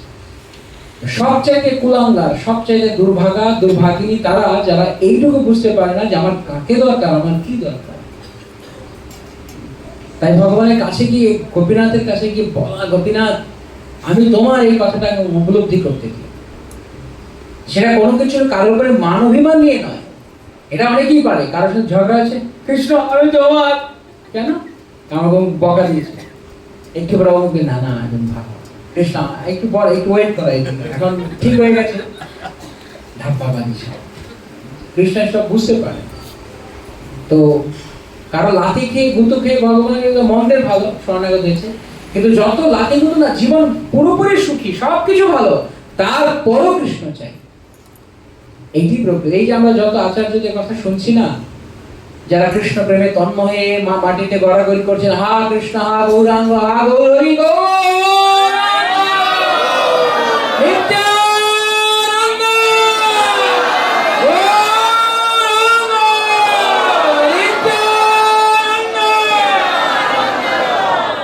যারা এরকম আরতি করেছেন না, ভাববে না তাদের ঘর বাড়িতে অশান্তি ছিল, এই জন্য পালিয়ে গেছে। তারা সবাই, তাদের সবকিছু ঠিক ছিল, সব ঠিক থাকার পরও তারা কৃষ্ণকে ভালোবেসেছে। এটাই প্রকৃত ভগবানের প্রতি। এই জগতেও কেউ যদি কাউকে ধমক দেয়, তখন আরো জনের কাছে গিয়ে যদি বলে আমাকে একটু জায়গা দেবেন, কেন কি হয়েছে, না অমুকটার ঘর থেকে বের করে দিয়েছে, ও আচ্ছা সেটা বলুন, আসুন ঠিক আছে, কেন ওখান থেকে বের করে দিয়েছে, লাথি খেয়ে এখানে এসছে। তো লাথি খেয়ে ফুটবলের মতো এই জগৎ এমনিও লাথি খাবেন, অমনিও লাথি খাবেন, এটাই চলে যাবে। এই একবার লাথি মারবে, ও একবার লাথি মারবে। তাই একমাত্র কৃষ্ণের কাছে আছে, কৃষ্ণ কোনোদিনও আমাদেরকে মুখ ফিরিয়ে দেবেন। আপনি জগতে কাউকে যদি, কারোর দিকে যদি আপনি 1 বছর ফোন না করেন, 1 বছর পরে যদি তাকে ফোন করেন, সে ফোনটা দেখলে কি করবে? ফোনে দুটো জিনিস থাকে না গোল গোল, দুই দিকে, একটা ডান দিকে সবুজ, বাঁ দিকে সবুজ, আর ডান দিকে লাল, কোন লালটাকে টান মারবে, তাই না? কেন? 1 বছর পর এখন আমাকে স্মরণ করেছে, আর 2 বছর 5 বছর তো কথাই নেই, আপনার নাম্বারই দিতে হয়ে যাবে। পরে ফোন করলে কে বলছেন, হরে কৃষ্ণ, জানে কিন্তু কম্পিউটার বুঝতে হয়ে যায়, চিনতে পারছি না, আপনি কোথা থেকে বলছেন বলুন তো, মানে এমন ভাব দেখে দেবে ওকে চিনেই না, নাম্বার ডিলিট। কৃষ্ণ যদি আমাদের সঙ্গে এরকম করতেন, কৃষ্ণ যদি এরকম করতেন, তাহলে কি করতাম আমরা? আজকে হয়তো কারো রূপের জোর আছে, কারো বিদ্যার জোর আছে, কারো গায়ের জোর আছে, কারো অর্থ জোর আছে, তাই আমরা ধরাকে সরা জ্ঞান করছি। কিন্তু প্রভু মাতাজি, একটা সময় আসবে জীবনে যখন কোনো কিছু কেউ, আপনার নিজের দেহ আপনার সাথ দেবে না, আমার নিজের দেহই আমার সঙ্গে সাথ দেবে না। আমি যদি উঠতে চাই, দাঁড়াতে চাই, আমার দেহ আমাকে দাঁড়াতে দেবে না। আমি বসতে চাইলে 3টে হাত ন্যাক ন্যাক করে উঠবে, শুতে চাইলে এরকম হবে, কত ভাবে আমি যন্ত্রণা পাবো, কত ধরনের কষ্ট আমার হবে। তাই এই সমস্ত কিছু বিচার করুন, আপনার দেহই আপনার সাথ দিবে না, আপনি কার সাথে আশা করছেন? যখন আমাদের কারো শরীর খারাপ হয়, কেউ আমাদের শরীর খারাপটাকে শেয়ার করতে পারে? কারণ শারীরিক যন্ত্রণা আছে, কেউ বলে আমি অনেক ব্যথা পাচ্ছি, তুমি আমাকে 50% ব্যথা ধার নাও, পরে আবার আমি শোধ করে দিব, যখন আমার শরীর ভালো থাকবে আমি নিয়ে নেবো, হবে? তো যারা আমাদের থেকে কিছু নিতে পারবে না, কেউ আমার শরীরের যন্ত্রণায় নিতে পারে না, আমার মনের জ্বালা তারা কি বুঝবে, মনের দুঃখ তারা কি বুঝবে? তাই সময় থাকতে থাকতে আমাদের এটা বোঝা উচিত যে এই জগতে আপনি শারীরিক যন্ত্রণা, মানসিক যন্ত্রণা বা মনস্তাত্ত্বিক যাই হোক না কেন, যত ধরনের যন্ত্রণাতে আপনি আছেন না কেন, এই সমস্ত যন্ত্রণার মূলীভূত কারণ কৃষ্ণ বিস্মৃতি। কৃষ্ণ ভুলে যাওয়ার কারণেই এত সমস্যা। তাই যত তাড়াতাড়ি কৃষ্ণ স্মৃতিতে আসবো, যত তাড়াতাড়ি কৃষ্ণের কাছে শরণাগত হয়ে যাব, যিনি যত তাড়াতাড়ি এই কথা বুঝে যাবেন ততই মঙ্গল। যত তাড়াতাড়ি তিনি কৃষ্ণের কাছে আসবেন ততই। তাই এইটা হচ্ছে আমাদের পূর্ব আচার্যদের কাজ, বৈষ্ণবদের কাজ। শ্রীল প্রভুপাদ এই জন্য এসছেন। শ্রীল ভক্তিসিদ্ধান্ত সরস্বতী ঠাকুর প্রভুপাদ বলতেন, জীবের বিপরীত রুচিকে পরিবর্তিত করার নামই জীবে দয়া। কারণ এখন আমরা বিষ্ঠা খেতে খেতে খেতে খেতে মুখটা বিষ্ঠাময় হয়ে গেছে। শুকরকে কি আপনি চমচম দিয়ে খাবে, সন্দেশ খাবে? শুকরের চাই কি গরম গরম বিষ্ঠা খেতে। এখন যতই বলা হোক না কেন, কৃষ্ণের প্রতি রুচি এটা হচ্ছে রসগোল্লা। কৃষ্ণ রসগোল্লার মতো, কিন্তু এখন আমাদের এই জড় সংসারের মধ্যে এই বিষ্ঠা খেতে ভালো লাগছে। তাই যতই বলি না কেন, কান শুনছে না, এক কান দিয়ে শুনে আরেক কান দিয়ে বের হয়ে যাচ্ছে। আসলে কান দিয়ে শুনে কান দিয়ে বের হওয়া কিন্তু ঢোকেই না। একবার ঢুকতো, যদি লজ্জা হতো, শরম বলে হায়া বলে কিছু থাকতো, মানুষ হয়ে যেত। যেমন তুলসীদাসজি, তাকে একবার তার পত্নী বলেছিলেন, এত আমার প্রতি আসক্তি, তার 1 কোটি ভাগের 1 ভাগ ভগবান রামচন্দ্রের চরণে দিতে বেরিয়ে গেছে। চিন্তামণি একবার ধাক্কা মেরেছেন, বিল্বমঙ্গল ঠাকুর বেরিয়ে গেছেন, কারণ তাদের হায়া ছিল। আমরা কি হায়ার অভাব, যা অব্যয়ীভাব সন্ন্যাস, বেহায়া, পুরো বেহায়া। কেউ যে আমাদের বেহায়া বলে তখন খুব লাগবে, কিন্তু আমি কতদিন ধরে বেহায়া, কতদিন ধরে প্রভু? জন্ম জন্মান্তর ধরে বেহায়া, বিশ্ব বেহায়া, চূড়ান্ত বেহায়া, লজ্জা শরম নেই। এখন লজ্জা না হয়, তারপরে কুকুরের মতো আমাকেও ঘেউ ঘেউ করতে পারে। বেহায়া, বেহায়া পড়ার শাস্তি। গোপীনাথ নিয়ত চরণে স্থান, মাগে পামর কান্দিয়া কান্দিয়া করহে করুণা দান।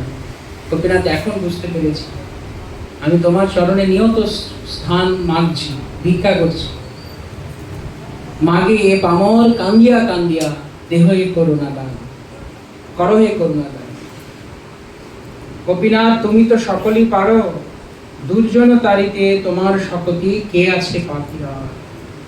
গোপীনাথ তুমি, আমি দুর্জন, কিন্তু আমার আর তুমি ছাড়া আর কেউ নেই, কোনো ভরসা নেই। তুমি যদি চাও গোপীনাথ, তাহলে আমাকে উদ্ধার করতে পারো, একমাত্র তোমারই সেই সামর্থ্য আছে। কারণ আমি এইরকম ভাবে এই জড় জগতে ফেসে গেছি, এত বাজে ভাবে আমি ফেসে গেছি গোপীনাথ, কেউ আমাকে বের করতে পারবে না। আমি কোনো কুল কিনারা খুঁজে পাচ্ছি না।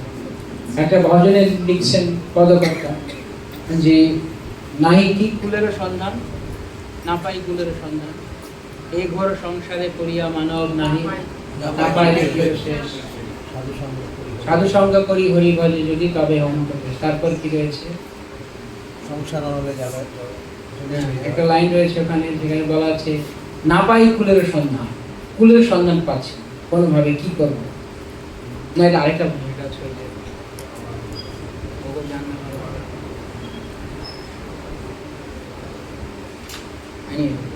তো কুলের সন্ধান পাচ্ছি না, কোনোভাবে কি করবো? যে মাছ সমুদ্রে যে পড়েছে, সে সমুদ্রের মাঝখানে পড়েছে, সে সাঁতার দিয়ে কোন দিকে যাবে? কুল কোন দিকে? সমুদ্রে পড়লে বোঝা যায় কুল কোন দিকে, দেখা যায়? হয়তো দেখা গেল সে সমুদ্রের উপর দিয়েই যাচ্ছে, কোনো কুলের দিকে না গিয়ে সমুদ্রের উপর দিয়ে যাচ্ছে।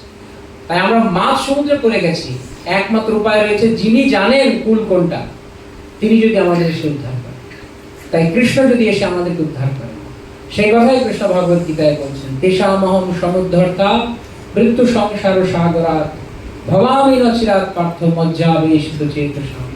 তুমি যদি আমাদের তোমার চিত্ত সমর্পণ করো, তাহলে এই ভব মহাসমুদ্র থেকে আমি তোমাকে উদ্ধার করব। মহাসমুদ্র। আমরা গতকালকে যখন আসছিলাম, তখন এই ব্যারেজের উপরে একটুখানি জল দেখে ভয় লেগে গেছে। একটুখানি জল ছিল, একটু জায়গায় জলের স্রোত ছিল। তো আমি কাকে বলছিলাম, আমার পাশে কে জানি ছিলেন, তো এইটুকু জল দেখে ভয় লাগছে, আর যখন প্রলয় বাড়ি হবে তখন কিরকম ভয় লাগবে? এটা কিছুই না, এর চেয়েও আরো বেশি আছে ফারাক্কা। এইগুলো দেখলেও ভয় লাগে, আর সমুদ্র দেখলে আরো ভয়, আর মহাপ্রলয়ের জল আরো ভয়। এই ভব মহাসমুদ্রে পড়ে গেছে, এদিকে চতুর্দিকে এরকম, উপায় নেই, উপায় নেই কারণ। তাই কেবলমাত্র আমাদের সে গৌরাঙ্গ নিত্যানন্দ ভরসা, তারা যদি আমাদেরকে কেবল এখান থেকে উদ্ধার করে নিয়ে যান। দুর্জনে তারিতে তোমার শপথি, গোপীনাথ তুমি তো সকলেই পারো, তুমি পারো গোপীনাথ, আর কেউ পারবে না। আমি যে অবস্থা পেয়েছি আর কেউ পারবে না। দুর্জনে তারিতে তোমার শপথি, কে আছে পাপীরা, আর কে আছে এরকম প্রতিকূল অবস্থা থেকে আমাকে উদ্ধার করবে? গোপীনাথ তুমি কৃপা পারাবার, জীবের কারণে আসিয়া প্রপঞ্চে লীলা করিলে সুবিস্তার। কৃষ্ণ কত করুণাময় যে এই দুর্দশাময় পরিস্থিতি থেকে আমাকে উদ্ধার করার জন্য ভগবান বাইরে সাধু রূপে, গ্রন্থ রূপে, আর হৃদয়ে পরমাত্মা রূপে সবসময় দিগদর্শন করাচ্ছে, সব সময় বোঝাচ্ছে। যতই আমরা জড়জগৎটার দিকে যাওয়ার চেষ্টা করি না কেন, মন কোনো একটা হৃদয়ের ভেতর থেকে, অন্তরে অন্তঃস্থল থেকে আমার যিনি অন্তরাত্মদ্রিক, যিনি আমার পরমাত্মা, তিনি আমাকে প্রতি মুহূর্তে বলছেন ভুল করছো, ভুল করছো, ভুল করছো, যেখানে যাচ্ছ, যা আশা করছো, ভুল করছো। এটা হয়, মাঝে মাঝে মনে হয়, সবসময় মনে হয়, সবসময় মনে হয়, প্রত্যেকটা মুহূর্তে। অনেক সময় জপের মালায় হাত দিয়ে, হাতে মালাটা ধরেছি, কিন্তু মালার মধ্যে হরে কৃষ্ণ নাম হচ্ছে না, মালাটা ধরে আছি, কিন্তু তখন মনে হচ্ছে মালাটা যে হাত থেকে খুলে দিই, কিন্তু লোকেরা কি বলবে? সাধু জপ করে না, ভক্ত হয়েছে, তাই না? জপ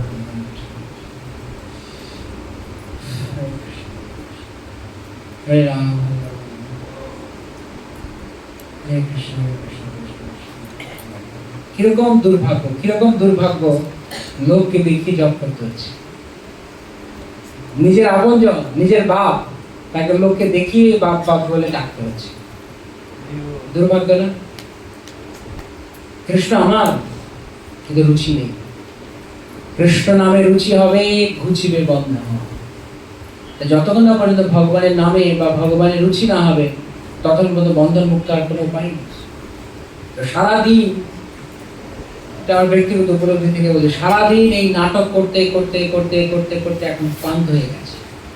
কবে অন্তর থেকে কৃষ্ণের জন্য, গোপীনাথের জন্য হৃদয়ের ভেতর থেকে আরতি আসবে, আকুলতা আসবে, কৃষ্ণ আমি তো এরকম না, কারোর উপরে কোনো রকমের অভিমান, মান, কষ্ট, দুঃখ কোনো কিছু নিয়ে নয়। কৃষ্ণ আমি তো সত্যিই তো।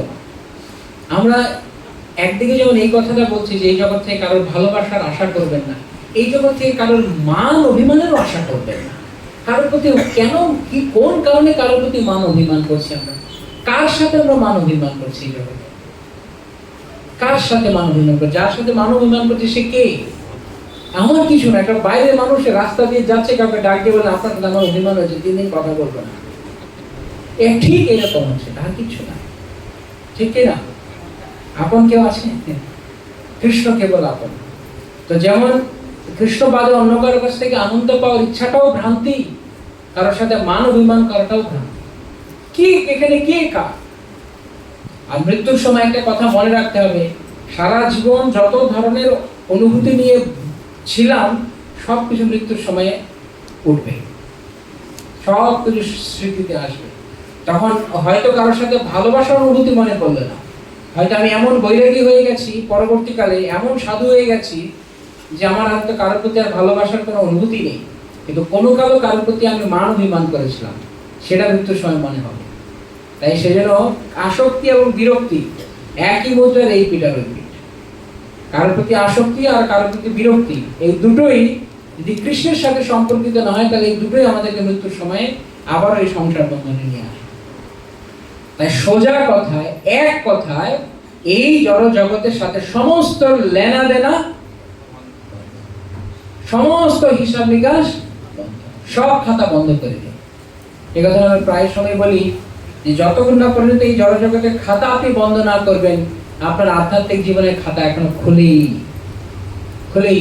সেই যতই আমি জপ করি, যত আমি প্রসাদ পাই, যত আমি উপবাস করি, ব্রত করি, নির্জলা করি, দামোদর ব্রত করি, যা খুশি তা করি না কেন, এই জগতের হিসাব নিকাশ বন্ধ না করা পর্যন্ত ওই জগতের খাতা খুলবে না। কারণ এখনো তো এইখানে হিসাব নিকাশ করছি।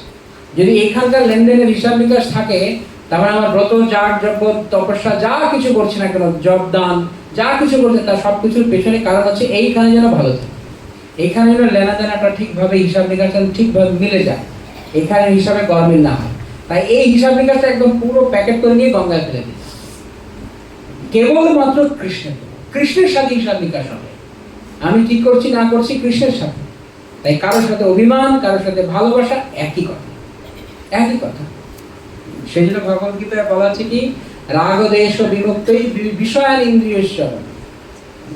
যতক্ষণ না পর্যন্ত রাগ এবং দেশ, এই জড় জগতের প্রতি রাগ মানে আসক্তি, দেশ মানে বিরক্তি বা ঘৃণা, এই দুটোই যতক্ষণ না পর্যন্ত তুলতে পারবো ততক্ষণ পর্যন্ত কিছু হবে। আত্মবর্ষের বিধি আত্মা প্রসাদম অধিগচ্ছতি। সেই প্রকার ব্যক্তি প্রসন্নতা লাভ করবেন। কে প্রসন্ন? এবং প্রসন্ন মানুষ ভগবত ভক্তি যোগত। যিনি সত্যি সত্যি ভগবত ভক্তি যুক্ত হয়েছেন তিনি প্রসন্ন মানুষ। আর তার আগে কি বলা আছে? তদা রজস্তম ভাবা কাম লোভা দয়স্যজে চেত এতই অনাবিদ্ধম স্থিতম সত্যে প্রসূতিত। যতক্ষণ না পর্যন্ত শুদ্ধ সত্যে স্থিত না হবে ততক্ষণ পর্যন্ত তার ভগবত ভক্তি শুরু হয়নি। আর ভগবত ভক্তি শুরু হয়নি বলে সে প্রসন্ন নয়। হৃদয়ের প্রসন্নতা, আমরা এখন বলছি আমার মনটা প্রসন্ন নয় কেন? অমুক কিছু বলেছে, তমুক কিছু বলেছে। অমুক আর তমুককে আগের জন্মে তারা কে ছিল আপনার? কার সাথে? আমি এখন এই জন্মে কারো মান অভিমান করে কষ্ট পেয়ে কারোর সঙ্গে আমি হয়তো কথা বলছি না বা কিছু বলছি না। আগের জন্য আমাকে যারা যারা মান অভিমান করেছিল তাদের হিসাবের খাতাটা কোথায়? সচিষ্ট দয়াময় প্রভু, কোথায় খাতা আছে? খাতাটা আছে? এই জন্মের খাতাটাও এই সমস্ত কিছু বাদ দিন, এইখানকার পাঠ চুকিয়ে দিন, বন্ধ করে দিন। এখানে যে যা এনারাই হচ্ছেন অবধূত, ইনারা হচ্ছেন এই জগতে থেকেও তারা জড় ভরতের মতো, যা কিছু হচ্ছে ঠিক আছে চলো এরকম চলছে। লক্ষ্য কেবল কৃষ্ণ। যতক্ষণ না পর্যন্ত লক্ষ্য কৃষ্ণ হবে, যতক্ষণ না পর্যন্ত লক্ষ্য কৃষ্ণ হবে, একটা সেকেন্ড যখন নষ্ট হয়ে যাবে তখন আপনার কৃষ্ণ লক্ষ্য যদি হয় তাহলে এক সেকেন্ড নষ্ট হয়ে গেলে আপনার গায়ে জ্বলতে শুরু করবে। আমি কি করছি? কারোর প্রতি ভালোবাসা, কারোর প্রতি অভিমান, এই দুটোই আমাকে কি করছে? আমার কি নষ্ট করছে? সবচেয়ে গুরুত্বপূর্ণ, সবচাইতে মূল্যবান, অমূল্য বস্তু এই জীবনের সময়। এখানে আমরা যারা আছে প্রত্যেকের সময় নির্ধারিত করা, প্রত্যেকের কাল নির্ধারিত করা। যার প্রতিদিন যাচ্ছে একটা একটা করে কাল, মুহূর্ত শেষ হয়ে যাচ্ছে। একটা করে যে নিঃশ্বাস নিলাম, একটা নিঃশ্বাস আপনার জীবন থেকে বিয়োগ হয়ে গেল। যতগুলো নিঃশ্বাস নির্ধারিত ছিল শেষ। সময় প্রতি মুহূর্তে চলে যাচ্ছে। একদিন সময় সময় সময় করে হাহাকার করো, তখন আর কৃষ্ণকে পাবো। তাই এখনো সময় থাকে, সমস্ত সমস্ত কিছু বন্ধ করে দিন। কি হবে না হবে সমস্ত বন্ধ করে, যদি পারে কেউ এখনই এই মুহূর্তে কৃষ্ণ বলে ঘর থেকে বেরিয়ে যেতে সবচেয়ে ভালো। বেশ, এর চাইতে সর্বোত্তম আর কিছু হয় না। কাউকে চিনি না, কিছুকে চিনি না, বাস যদি সম্ভব। হয়তো অনেকের জন্য তা সম্ভব নয়, তাদের জন্য ঘরে থেকেই প্রায়শ্চিত্ত। এটা একটা প্রায়শ্চিত্ত। এমন এমন দুষ্কর্ম করেছি, তার প্রায়শ্চিত্ত হচ্ছে জুতোর বাড়ি খাবি আর কৃষ্ণ কৃষ্ণ ডাকবি। এইটাই তোর প্রায়শ্চিত্ত। প্রতি মুহূর্তে ঘা খাবো, Krishna thank you so much, এইটাই ডিজার্ভ করি। এইটাই আমার অকাত, জুতোর বাড়ি খাওয়াই আমার অকাত, আমার আর কিছু পরিচয় নেই। তাই এইভাবে সব সময় তত্ত্বে অনুকম্পাং সুষমিক সমান ভঞ্জান এবাত্মকৃত বিপাকম ঋগ্বার পটুবে বিবেদন নমস্তে জীবেত মুক্তি পদস্বদান। এইভাবে সহ্য করতে করতে, হাসি মুখে সহ্য করতে করতে, কৃষ্ণের বিধান বলে জেনে সহ্য করতে করতে একদিন কৃষ্ণ বলে তুমি চলো। যারা এই জগতে মান অভিমান ভালোবাসার হিসাব নিকাশ ছিল, কৃষ্ণ বলে থাকো, এর কোনো হিসাব নিকাশ করেনি, একে আমি নিয়ে গেলাম। কৃষ্ণ আমি তো অনেক সহ্য করেছি, কিন্তু তুমি সব হিসাব নিকাশ রেখেছো, ও তো খাতাই নেই, খাতা নেই, আমি কে নিয়ে যাবো। আমি কি বলতে চাইছি, কারা যারা বুঝতে পারছেন একটু ঠাড়ে ঠরে বলছি, বুঝতে হবে কি বলতে চাইছি। তার হিসাব নিকাশ মানে সব ধরনের হিসাব নিকাশ বন্ধ করে কেবলই কৃষ্ণ, স্মৃতিতে কেবল কৃষ্ণ। আর যারা এরকম থাকেন তারা কি প্রসন্ন মানস। কারণ কি, ভরত মহারাজ জড় ভরত গায়ে থুতু দিয়েছে, আরে কৃষ্ণ। অবন্তী ভিক্ষুর মতো, অবন্তী ভিক্ষু ভাগবতের বর্ণনা আছে, গায়ে প্রস্রাব করে দিচ্ছে, পাথর ছুঁড়ে মারছে। তিনি কি বলছেন? এগুলো নয়ম জন সুখ দুঃখ হেতুর ন গ্রহ দেবতা আত্মকাল কর্মভি। এগুলো আমার দুঃখের কারণ নয়, মনহি পরমম কারণ। জীবের দুঃখের একমাত্র কারণ কে? মন না? দেখবেন মন যখন ফুরফুরে থাকে তখন কেউ যদি বলে এই বদমাস কেমন আছো, মন ভালো তাই বদমাস বলে দিলেও ভালো লাগে। মন খারাপ তখন কি বলে, কি মনটা ভালো না, আমার সাথে কথা বলার ঢং কি দেখা, আরে ভালো কথা জিজ্ঞেস করেছে। তাই আসলে কালপিটটা কে? মন। সব কিছু যা ঢুকছে মনের ফিল্টার দিয়ে ঢুকছে। যখন মন ভালো না তখন কেউ ভালো না, আর যখন মন ভালো তখন শয়তানও ভালো, শত্রু ভালো। আর মন ভালো না থাকলে তখন আপনজন ভালো লাগে। তাই আসল সমস্যা এইখানে, নিজের ভিতরে নিজের মনকে নিজে ঠিক করতে হবে। যদি মন ঠিক না করা যায় তখন সবকিছু থেকে প্রভু আসি বলছেন যে আজকে সবার মন ফুর্তিতে আছে, আছে না? কার কার মন ফুর্তিতে আছে? দুটো টয়লেটে 180 জন চালিয়ে দিচ্ছে। মন ভালো আছে, আর মন ভালো না থাকতো তাহলে 80টা টয়লেট দিলেও কাজ, অনেক কিছু হয়ে যেত। তো মন ভালো আছে, যত যত আমরা কৃষ্ণ ভাবনায় থাকবো তত এই জড়জগৎটাকে চলো চলো তাড়াতাড়ি কাজ শেষ করো। টয়লেট জড়জগতের পায়খানায় কে কতক্ষণ থাকে? যেমন আমরা যখন আসলাম একটা লোক ডাকছিল আমাদেরকে পায়খানা দেখে,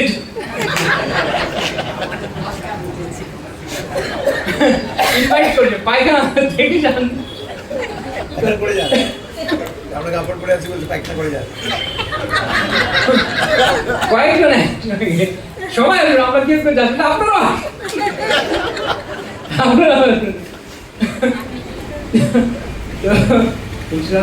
বলছেন যে পুরো দেখা হতো আমাদের পায়খানা ইনভাইট করছে। এই জনগণটা এরকম, এখানে লোক থাকার জন্য কত বন্দোবস্ত, কত ফন্দি কি করছে, টাকা লাগে।